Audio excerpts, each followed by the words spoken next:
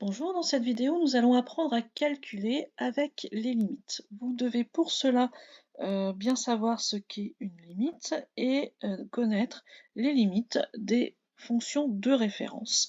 Donc, normalement, vous devriez être capable de parler des limites d'un polynôme, de la fonction inverse, de la racine carrée, de l'exponentielle et du logarithme.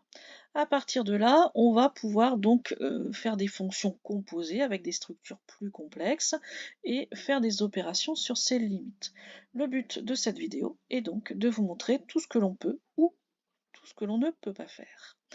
Pour cela, je vais utiliser toujours les mêmes notations. Donc je vais prendre petit a, le nombre, soit un nombre réel, soit plus l'infini, soit moins l'infini. En tout cas, l'endroit où je vais aller chercher ma limite.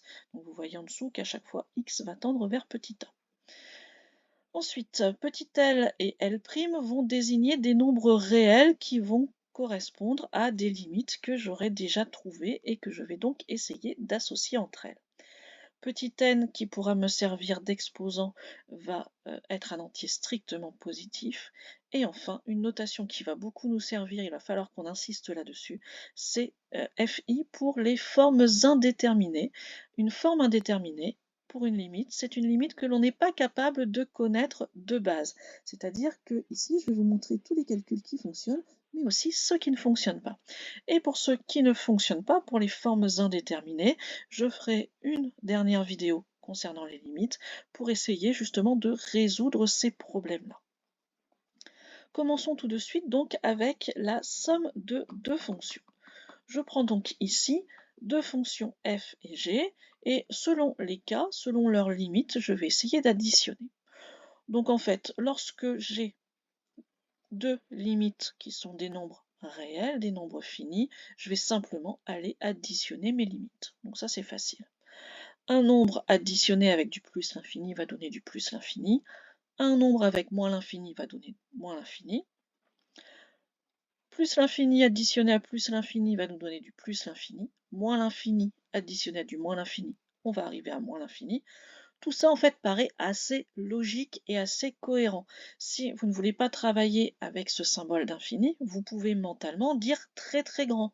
Donc un nombre, par exemple 3, auquel on va ajouter un nombre très très grand dans le négatif, c'est-à-dire moins 3 millions, etc., c'est le moins 3 millions, etc., qui va gagner. Là où on arrive à une forme indéterminée, notre premier gros problème, c'est quand on essaye d'ajouter des infinis différents. Donc un plus l'infini avec un moins l'infini, ça ne donne pas 0 par exemple.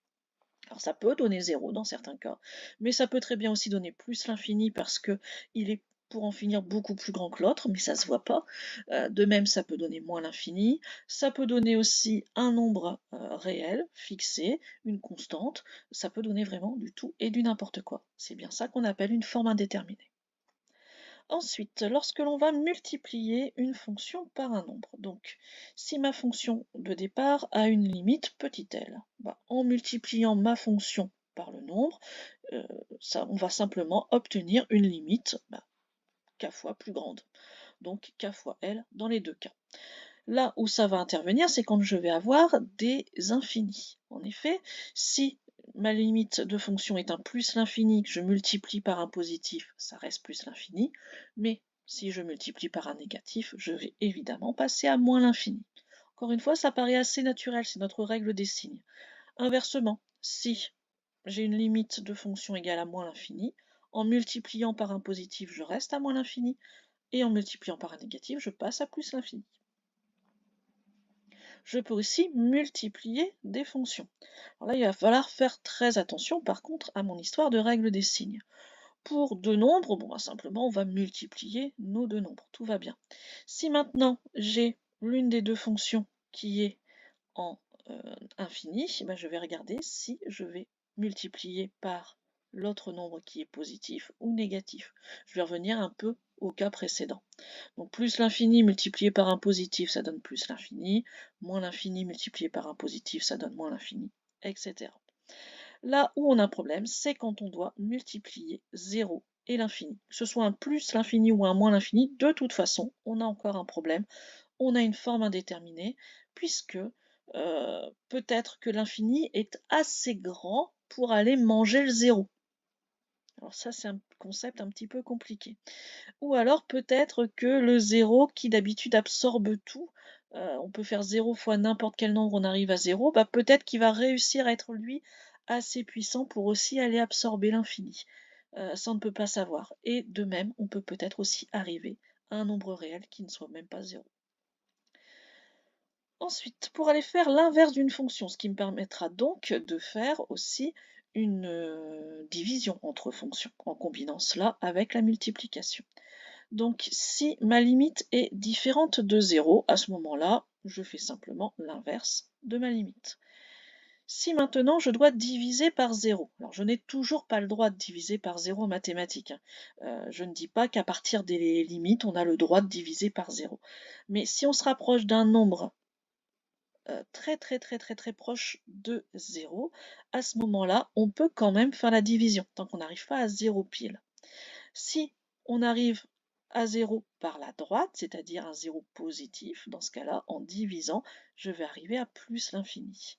Ce que je dis souvent, c'est que vous imaginez que vous avez un gâteau et vous allez le couper en parts qui sont des 0+, c'est-à-dire des toutes petites miettes. Bah, vous allez avoir une infinité de miettes à l'intérieur de votre cuisine.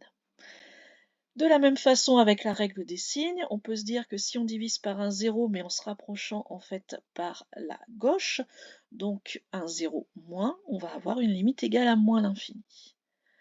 On va pouvoir aussi, donc si notre limite de fonction de base est un infini, diviser par cette limite et arriver simplement à une limite égale à 0. On va faire un récapitulatif pour terminer des formes indéterminées. Alors, comme je l'écris dans ma remarque, mon tableau ici n'a pas le droit d'être écrit mathématiquement. C'est juste pour avoir un repère visuel et comprendre ce que l'on n'a pas le droit de faire. Tout ce que j'ai écrit là, c'est horrible. Donc 0 fois l'infini, c'est une forme indéterminée. L'infini moins l'infini, quels que soient les signes, c'est une forme indéterminée. Le 0 exposant 0, on n'en a pas forcément parlé. C'est une forme indéterminée. On a l'habitude de dire un nombre exposant 0, ça fait 1. Oui, mais pas pour 0 de base. L'infini exposant 0, ça ne va pas. 1 exposant l'infini, du 0 divisé par 0, ça va être compliqué. Et pareil pour l'infini divisé par l'infini.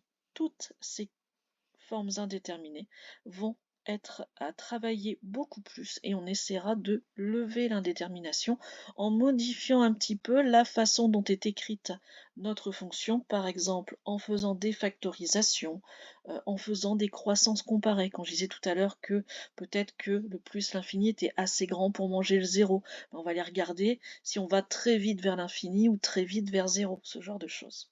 Mais ça, ce sera l'objet donc d'une vidéo à part entière. Au revoir.